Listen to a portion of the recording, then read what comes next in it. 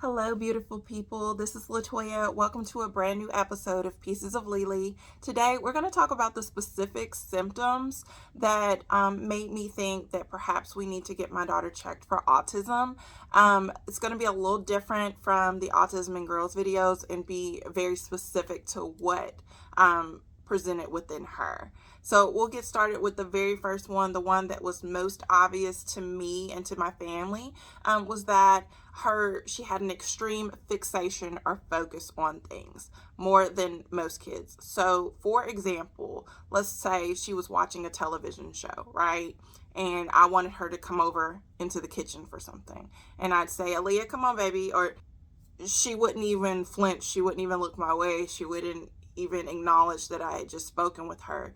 And to take it a few steps further, you could literally get in front of her, stand in front of her, in front of the TV, and it was almost like she was looking right through you. She was looking right past you. You couldn't break her concentration. I mean, you literally would physically have to touch her to break her focus and fixation on what she was watching.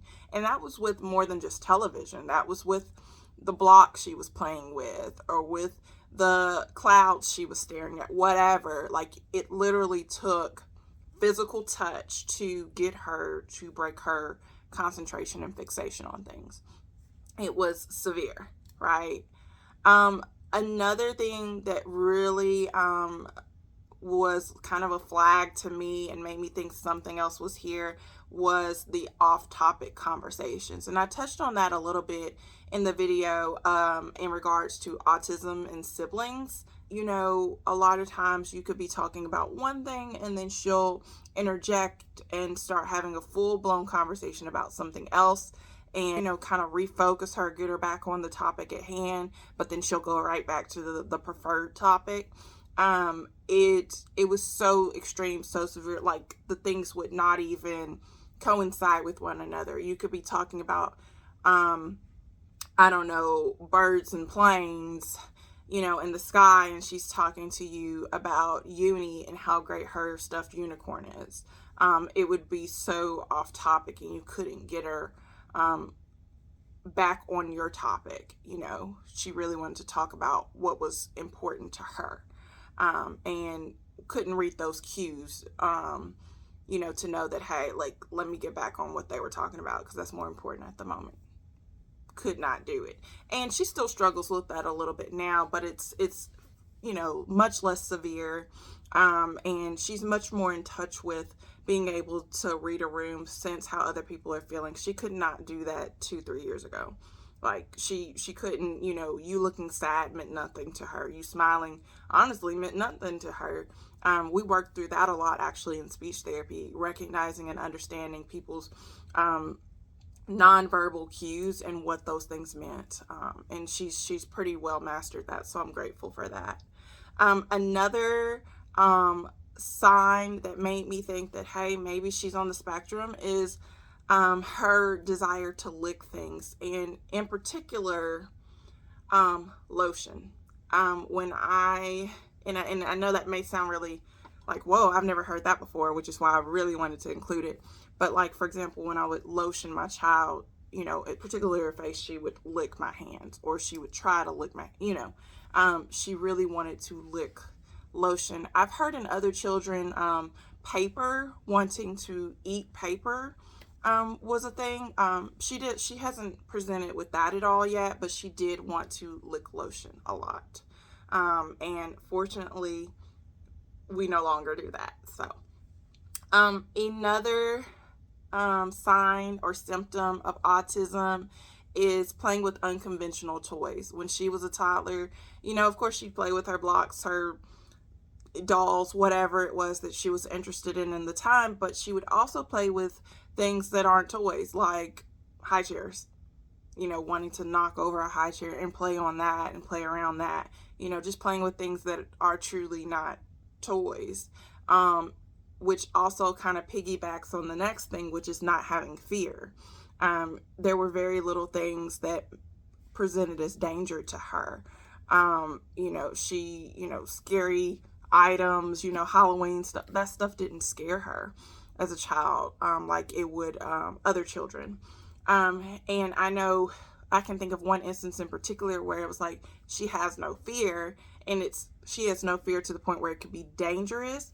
Was when I was dropping her off at Parents Day Out one time. They used to go to Parents Day Out when they were, I don't know, 1 or 2 years old, something like that. They were definitely walking and everything, and could talk just a very, very little bit. But they knew when we get out of the car, we hold mommy's hand, we look both ways, not once, but twice, because I'm that mom. And then we can proceed across the parking lot or across the street or wherever it was, you go. In this particular instance, it was across the parking lot. Well, a butterfly was kind of circling around her that caught her attention. She was very fascinated by that naturally, as a child.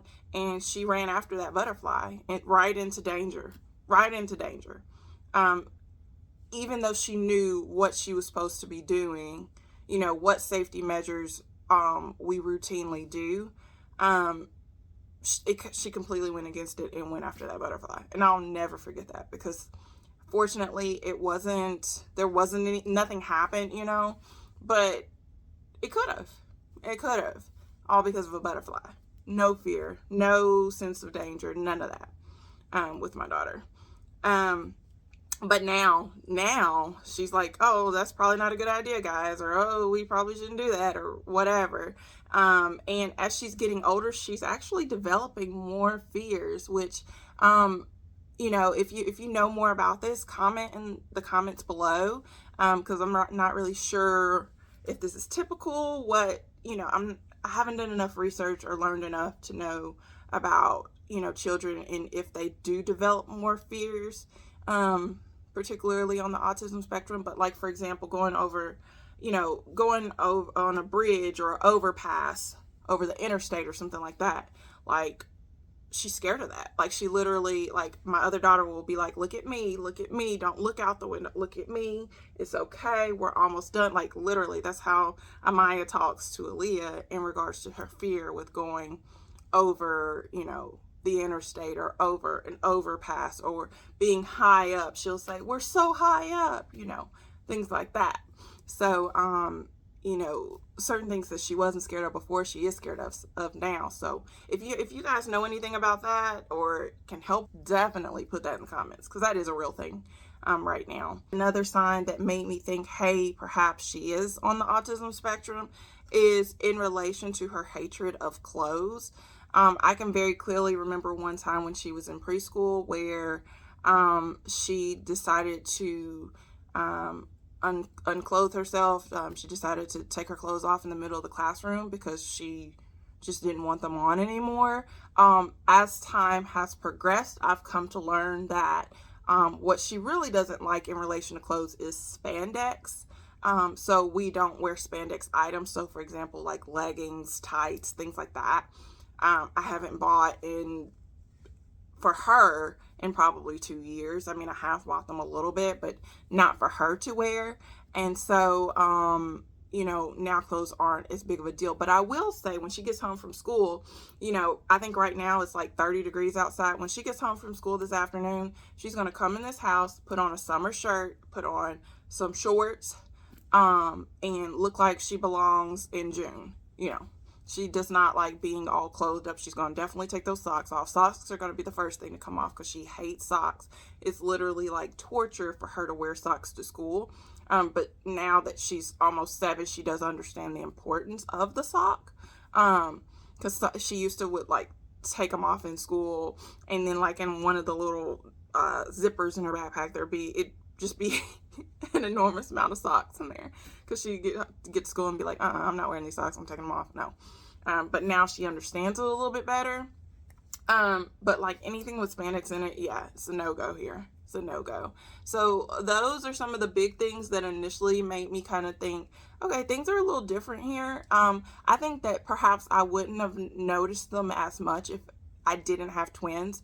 Amaya and Aaliyah are my only children, and I didn't grow up with an enormous amount of children in my life. I didn't have a bunch of younger cousins or a bunch of younger siblings and things like that, that I could kind of watch and, babysit whatever and learn and see things. I didn't necessarily have that. And so, those things might not have stuck out to me. I could have just chalked them up to, it being a kid, that she's a kid. But I think what was beneficial for me is that I had twins. So although you aren't supposed to compare, right, you can look and see that I have one kid that's licking lotion and one that's not. Or that I have one kid that when I call her name, she comes immediately, and one that, like, I literally have to physically grab her and be like, come on, baby, you know. So I think that having twins was beneficial in me realizing that we needed some further assistance in helping her. So I hope that you guys enjoyed this video. If you have any questions or comments, please put them in the comment section below. And also get to like, share, and subscribe. I'll speak with you guys soon. Bye.